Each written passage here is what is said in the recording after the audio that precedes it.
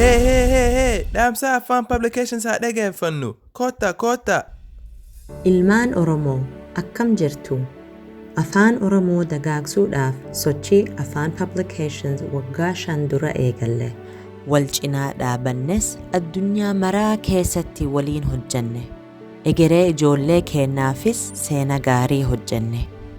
Hojii keessan jajjaboon gootota keenya kaayyoo Oromoo milkeessuuf halkanii fi guyyaa hojjechaa turanitti kabajaa guddaa gootan. Ammas afaan publications gargaarsa keessaniin gara handhuura Oromiyaatti seenuuf jira. Oromiyaa keessattis ayyaana irreecha irratti argamuuf deema. Nu waliin dhiyaadhaa isiniin jenna.